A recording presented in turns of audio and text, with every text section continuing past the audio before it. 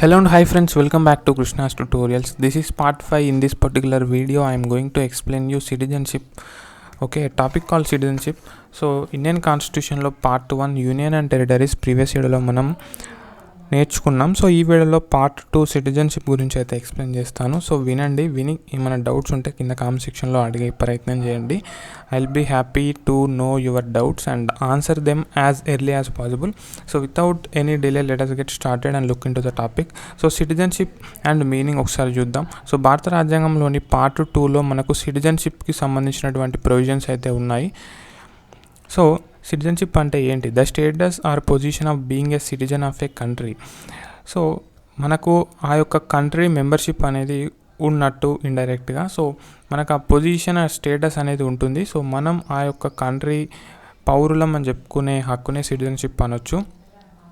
And ఇక్కడ citizens enjoy full civil and political rights. Remember, code చేసుకోండి, civil and political rights while aliens do not enjoy all of them. So భారతదేశ ప్రజలను మనం రెండు విధాలుగా divide చేయవచ్చు. ఒకటి సిటిజన్స్, రెండు ఏలియన్స్. సో ఏలియన్స్లో కూడా మళ్ళీ మనం రెండు విధాలుగా డివైడ్ చేయవచ్చు. ఒకటి ఫ్రెండ్లీ ఏలియన్స్, రెండు ఎనిమీ ఏలియన్స్. సో ఏ దేశంతో అయితే మనకు యుద్ధం జరుగుతుంది అనుకోండి, సో ఆ దేశ ప్రజలు మన దేశంలో వచ్చి ఉంటే వాళ్ళని ఎనిమీ ఏలియన్స్ అని అనవచ్చు.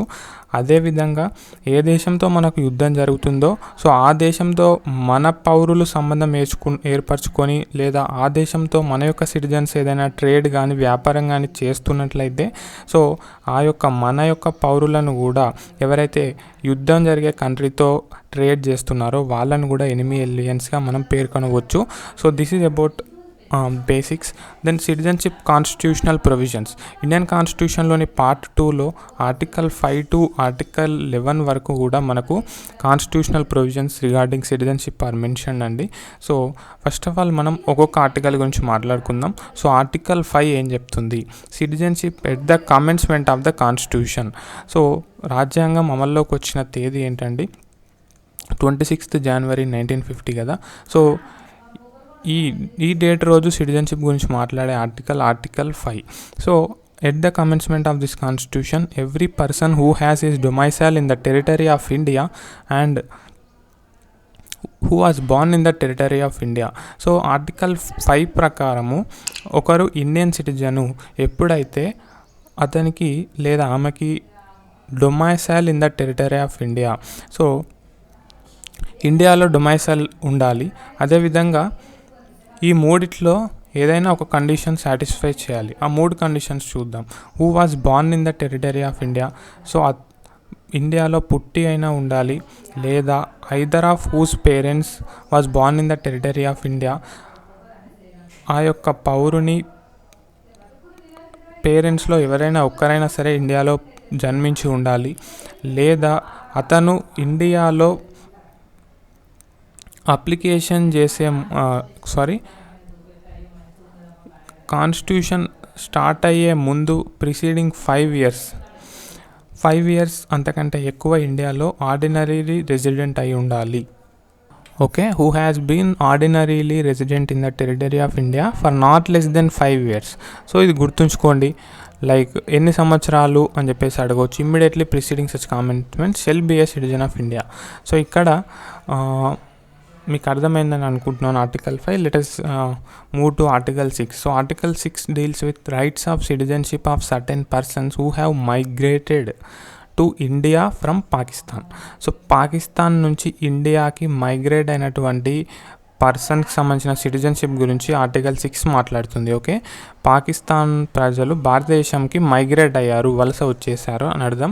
సో అటువంటప్పుడు వాళ్ళకి సిటిజన్షిప్ ఏ విధంగా వస్తుందంటే, not with standing anything contained in article 5, A person who has migrated to the territory of India from the territory now included in Pakistan shall be deemed to be a citizen of India at the commencement of constitution if he or either of his parents. So ఇక్కడ ఇంకో విషయం guys, let me tell you. So కాన్స్టిట్యూషన్లో ఉన్నటువంటి article 5 to 11 అన్నీ కూడా like part 2 కూడా citizenship at the commencement of the constitution, so దీని గురించి మాత్రమే డీల్ చేస్తుంది. సో కాన్స్టిట్యూషన్ అమల్లోకి వచ్చినప్పుడు సిటిజన్షిప్ గురించి డీల్ చేస్తుంది part 2. So after enactment of the constitution ఫ్యూచర్లో సిటిజన్షిప్ గురించి ఎటువంటి డిస్క్రిప్షన్ అయితే లేదు. సో మనం ముందు దాని గురించి మాట్లాడుకుందాం. So let's get started and look into the article 6 sub class A.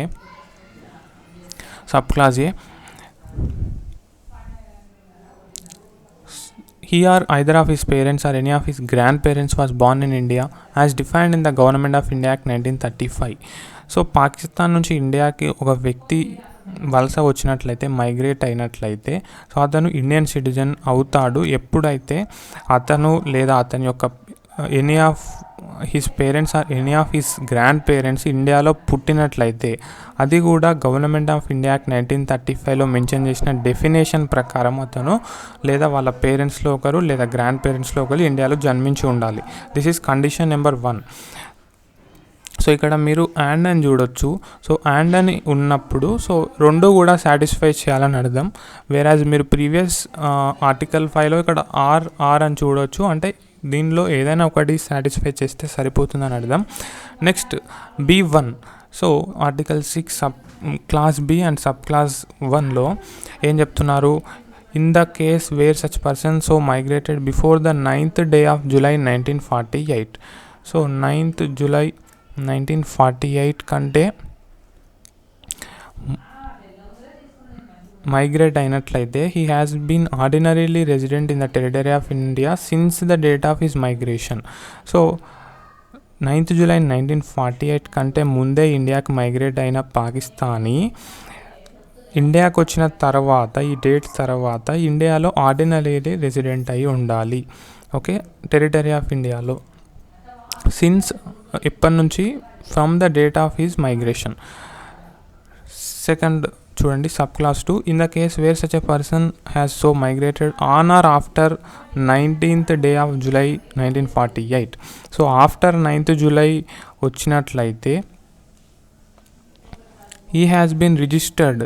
So అతను రిజిస్టర్ అయి ఉండాలి as a citizen of India by an officer appointed in that behalf by the government of the Dominion of India on an application made by him therefore to such officer before the commencement of this constitution. So after 9th July 1948 కనుక ఒక పాకిస్తానీ ఇండియాకి migrate అయినట్లయితే so అతను concerned officer దగ్గరికి వెళ్ళి, అది కూడా before commencement of the constitution వెళ్ళి రిజిస్టర్ చేసుకోవాలి ఇండియన్ సిటిజన్ లాగా in the form and manner prescribed. So అక్కడ పేర్కొన్నటువంటి ప్రొసీజర్ ప్రకారము, పద్ధతి ప్రకారం అతను అది చేయాల్సి ఉంటుంది. By the government provided that no person shall be so registered unless he has been resident in the territory of India for at least 6 months immediately preceding the date of his application.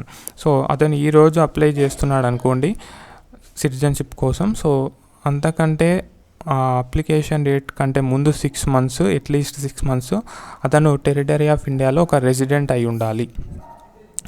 I hope it's clear. So article 6 ఇది. Next article 7 rights of citizenship of sudden migrants to Pakistan. So article 7 దేని గురించి deal చేస్తుందంటే, for example India నుంచి కొందరు పౌరులు పాకిస్తాన్కి వెళ్ళారు, so మళ్ళీ వాళ్ళు ఇండియాకి వస్తున్నారు. సో అటువంటి సందర్భంలో ఏం జరుగుతుంది? So notwithstanding anything in article 5 and 6 a person who has after the 1st March 1947 migrated from territory of India to the territory now included in the Pakistan. అంటే ఇండియా నుంచి పాకిస్తాన్కి మైగ్రేట్ అయ్యారు. Shall not deemed to be citizen of India. So వాళ్ళు Indian citizen కారు అంటున్నారు. Provided that nothing in this article shall apply to a person who after having so migrated to the territory now included in Pakistan. So ఆ విధంగా migrate అయిన వ్యక్తి 1st March 1947 తర్వాత పాకిస్తాన్కి migrate అయిన ఇండియా వ్యక్తి మళ్ళీ ఇండియాకి రిటర్న్ అయినట్లయితే return to the territory of India under a permit. So under a permit for resettlement or permanent return issued by or under the authority. So అధికారికంగా మళ్ళీ అతను ఇండియాకి తిరిగి వచ్చినట్లయితే of any law and every such person shall the purpose of clause B of article 6B deemed to be have migrated to territory of India after 19th day of July 1948. So ఒకవేళ అతను అధికారికంగా అంటే mention చేసినటువంటి లా ప్రకారము మళ్ళీ ఇండియాకి తిరిగి వచ్చినట్లయితే పర్మనెంట్గా ఉండడానికి సో అతన్ని కూడా మనం సిటిజన్షిప్ ఇవ్వచ్చు.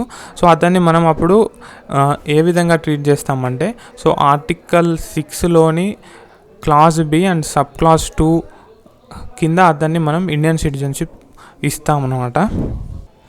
సో దెన్ ఈ ఆర్టికల్ 8 గురించి మాట్లాడుకుందాం. Rights of citizenship of certain persons of Indian origin. So ఇక్కడ పర్సన్స్ ఆఫ్ ఇండియన్ ఒరిజిన్ని మీరు అండర్లైన్ చేసుకోవచ్చు. షార్ట్కట్లో మనం PIO అంటాము, persons of Indian origin. So residing outside India. So Indian origin ఉన్నటువంటి పర్సను అవుట్ సైడ్ ఆఫ్ ఇండియాలో నివసిస్తున్నట్లయితే వాళ్ళ యొక్క సిటిజన్షిప్ గురించి మాట్లాడుతుంది article 8, right. Persons of Indian origin article 8. Next చదవండి. Notwithstanding anything in article 5 any person who are either of whose parents or any of whose grandparents was born in India as defined in the Government of India Act 1935 as originally enacted and who is ordinarily residing in any country outside India as so defined shall be deemed to be citizen of India. Okay, ఇక్కడ వరకు ఆపండి. So first of all మీరు person of Indian origin అంటే అర్థం చేసుకోండి. So ఎవరైతే ఒక వ్యక్తి లేదా అతని పేరెంట్స్ అన్డివైడెడ్ ఇండియాలో జన్మించినట్లయితే సో మనం అతన్ని పర్సన్ ఆఫ్ ఇండియన్ ఒరిజిన్ అని చెప్పేసి అంటాము. అండ్ వాళ్ళు గవర్నమెంట్ ఆఫ్ ఇండియా యాక్ట్ 1935లో డిఫైన్ చేసిన విధంగా ఇండియాలో జన్మించడం జరిగింది. So and who is ordinarily residing in the country outside India, residing in any country outside India. So అటువంటి పర్సన్స్ ఆఫ్ ఇండియన్ ఒరిజిన్ భారతదేశంలో కాకుండా బయట దేశాల్లో నివాసం ఉంటున్నారు. సో వాళ్ళని మనం సిటిజన్ అనొచ్చు ఎప్పుడు. సో సిటిజన్గా భావించవచ్చు. Deemed to be a citizen if. So condition, if అంటే condition, then if he has been registered. So అతను రిజిస్టర్ చేసుకోవాలి. ఎక్కడ రిజిస్టర్ చేసుకోవాలి? Registered as a citizen of India by the diplomatic or consular representative of India. So ఇక్కడ diplomatic దగ్గర or consular representative of India in the country where he is for the time being residing. So అతను ఇండియాను వదిలి ఏ కంట్రీలో ఉంటున్నాడో ఆ కంట్రీలో ఉన్న భారతదేశం యొక్క డిప్లొమాటిక్ లేదా కన్సులర్ రిప్రజెంటేటివ్ దగ్గరికి అప్రోచ్ అయ్యి సో అప్లికేషన్ పెట్టాలి. Whether before or after the commencement of this constitution in the form and manner prescribed by the government of the dominion of India or the government of India. So అప్పుడు అతన్ని మనం Indian సిటిజన్గా భావించవచ్చు. Persons of Indian origin article 8. Then article 9 deals with persons voluntarily acquiring citizenship of foreign state not to be citizens. Okay, ఒక వ్యక్తి Indian citizenship కలిగి ఉన్నాడు. So అతను వేరే కంట్రీ సిటిజన్షిప్ కూడా తీసుకున్నాడు. సో అతను వాలంటరీగా వేరే కంట్రీ సిటిజన్షిప్ తీసుకున్నప్పుడు సో అతను ఇండియన్ సిటిజన్షిప్ లూజ్ అవుతాడు. So no person shall be a citizen of India by virtue of article 5 or be deemed to be a citizen of India by virtue of Article 6 or Article 8 if he has voluntarily acquired the citizenship of any foreign state. Okay, then continuance of the rights of the citizenship, ఇది article 10 deal చేస్తుంది. So every person who is deemed to be a citizen of India under any of the foregoing provisions of this part shall subject to the provisions of any law that may be made by the parliament continue to be citizen. So continuance of citizenship article 10 parliament to regulate the right of citizenship by law. So nothing in the foregoing provisions of this part shall derogate from the power of parliament to make any provision with respect to the acquisition and termination of citizenship and all other matters relating to citizenship. So according to article 11 parliament is empowered to make laws with respect to citizenship which includes acquisition, termination and all other aspects. Okay, so మనకు ఆ యొక్క article 11 కల్పించినటువంటి పవర్ని use చేసుకొని parliament citizenship act 1955ని enact చేసింది. So The Citizenship Act 1955 lays down rules for acquisition and termination of Indian citizenship. The Citizenship Act 1955 was amended 6 times. 1986లో, 1992లో, 2003, 2005, 2015 and latestగా 2019. Citizenship Amendment Act 2019 is the latest guys. So మనం next వీడియోలో modes of acquiring and modes of losing citizenship గురించి మాట్లాడుకుందాము. So ఒకసారి recap చేసుకోండి. Article 5 దేని గురించి deal చేస్తుందండి? Citizenship at the commencement of the constitution. Article 6 rights of citizenship of certain persons who have migrated to India from Pakistan. Article 7 rights of citizenship of certain migrants to Pakistan. So article 6కి 7కి మీరు తేడా అయితే గమనించాలి. Article 6 ఏం చెప్తుంది? పాకిస్తాన్లో ఉన్న ప్రజలు లేదా సిటిజన్స్ ఇండియాకి మైగ్రేట్ అయ్యారు. ఆర్టికల్ 7లో పరిస్థితి ఏంటంటే ఇండియా పౌరులు పాకిస్తాన్కి వెళ్ళారు. సో మళ్ళీ వాళ్ళు ఇండియాకి వచ్చారు. సో ఆ సిచ్యువేషన్లో ఎలా ఉంటుంది? ఆర్టికల్ 8. సో ఒకవేళ అలా వెళ్ళినప్పుడు ఒకసారి మీరు ఆర్టికల్ 7 ఎక్స్ప్లెయిన్ చేసింది మళ్ళీ వినండి, ఒకవేళ అర్థం కాకపోతే. ఓకే, అర్థం కాకపోతే కింద కామెంట్లో అడగండి, because the video length is getting longer. So rights of citizenship of certain persons of Indian origin residing out side India. Article 8. Okay, rights of citizenship of certain persons of Indian origin residing out side India. PIO. Article 9. Persons voluntarily acquiring citizenship of foreign state not to be citizens. Continuance of rights of citizenship. Article 10. Article 11 deals with Parliament to regulate the right of citizenship by law. So Article 11 basically empowers Parliament to make laws with respect to citizenship. So ikkada like చెప్తాను వినండి. Anyhow, compared to other videos, duration is not very more. So ఇక్కడ India నుంచి కొందరు పాకిస్తాన్కి migrate అయిపోయారు. So అటువంటప్పుడు వాళ్ళకి Indian citizenship cancel అవుతుంది. బట్ మళ్ళీ వాళ్ళు ఒక అధికారికంగా చట్ట ప్రకారం మళ్ళీ ఇండియాకి వచ్చి పర్మనెంట్గా రిసైడ్ అవ్వచ్చు. సో అటువంటి సందర్భంలో మనం వాళ్ళని article 6 clause B, article 6 clause B and sub clause 2 ద్వారా వాళ్ళకి ఇండియన్ సిటిజన్షిప్ అయితే కల్పిస్తాము. So article 6 class B and sub class 2. So ఇక్కడ ఆర్టికల్ 6లో మనకు ఈ యొక్క మైగ్రెంట్స్ని 2 విధాలుగా డివైడ్ చేస్తారు. అది కూడా మీరు గమనించవచ్చు. ఒకరు 9th జూలై 1948 కంటే ముందు వచ్చిన వాళ్ళు, 9th జూలై 1948 తర్వాత వచ్చిన వాళ్ళు. ఓకే, అండ్ ఇక్కడ లిజన్ వెరీ కేర్ఫుల్లీ. ఇక్కడ మనకు జస్ట్ ఎ మినిట్. సో ఇక్కడ మనకు డొమైసల్ అని ఉంది. సో డొమైసల్ అని అయితే ఇచ్చారు, కానీ దానికి ఒక పర్టికులర్ డెఫినేషన్ అంటూ కాన్స్టిట్యూషన్లో ఇవ్వలేదు. సో లేటర్ ఆన్ మనకు కొన్ని కేస్ లాస్ ద్వారా డొమైసల్ అయితే మీనింగ్ అయితే జడ్జ్మెంట్స్ ద్వారా హానరబుల్ బెంచెస్ అయితే ఇవ్వడం జరిగింది. సో డొమైసైల్ అంటే జనరల్గా తెలుగు మీనింగ్ ఏమొస్తుంది? నివాసం, శాశ్వత నివాసం అని అర్థం వస్తుంది. సో ఇక్కడ డొమైసైల్ అని మనం పేర్కొనాలంటే సో అందులో 2 ఫ్యాక్టర్స్ అయితే ఇంక్లూడ్ అయి ఉండాలి. ఒకటి రెసిడెన్స్ అండ్ ఇంటెన్షన్.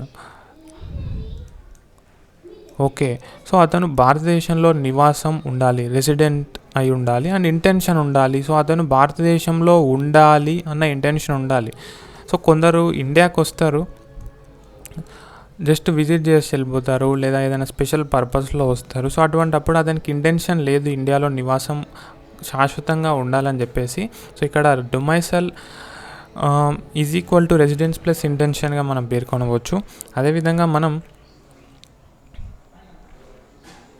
ఇక్కడ మైగ్రేషన్ అనే పదాలు కూడా వింటున్నాం. సో మైగ్రేషన్ అంటే జనరల్గా పర్మనెంట్ మైగ్రేషన్ అండి. సో టెంపరీ విజిట్స్ కాదు, స్పెషల్ పర్పస్ ఇండియాకి వచ్చిన వాళ్ళు కాదు. సో వాళ్ళు కూడా ఇండియాలో శాశ్వత నివాసం ఉందాం అనుకొని వచ్చిన వాళ్ళ గురించి మైగ్రేషన్ అంటే.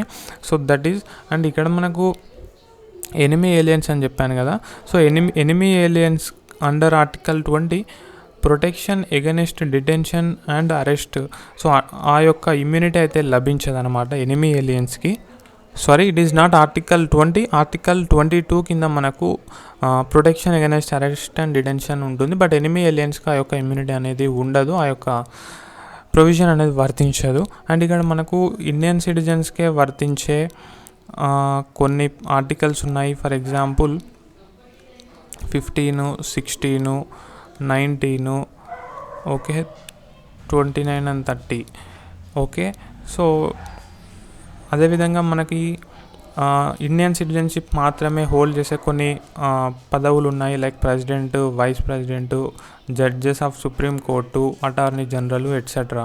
అదేవిధంగా రైట్ టు ఓట్ ఓన్లీ మనకు ఇండియన్ సిటిజన్షిప్ ఉన్న వాళ్ళకి మాత్రమే ఇవ్వడం జరుగుతుంది. అదేవిధంగా అడల్ట్ సఫ్రేజ్ అని చెప్పేసి అంటాము. అదేవిధంగా ఈ యొక్క ఇండియన్ సిటిజన్షిప్ మాత్రమే స్టేట్ లెజిస్లేచర్, అదేవిధంగా సెంట్రల్ లెజిస్లేచర్ ఎలక్షన్స్లో పార్టిసిపేట్ చేసే అధికారం కలిగి ఉంటారు.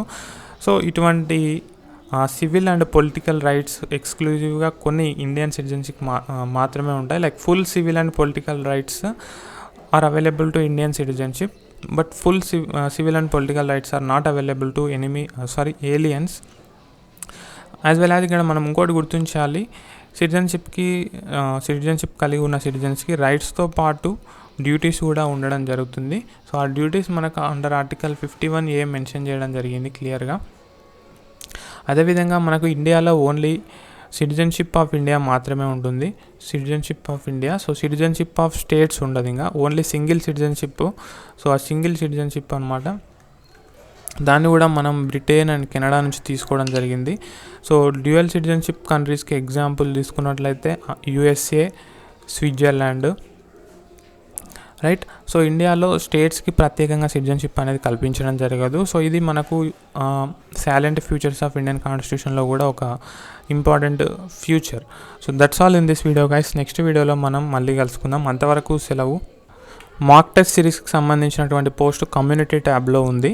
సో ఆసక్తి ఉన్న స్టూడెంట్స్ అందరూ కూడా దాన్ని సద్వినియోగం చేసుకోవాలని చెప్పేసి జస్ట్ మీ అందరికీ విన్నపించి వీడియోని అయితే ముగిస్తున్నాను. Stay connected. Thank you so much gas. Keep smiling. Have a nice day.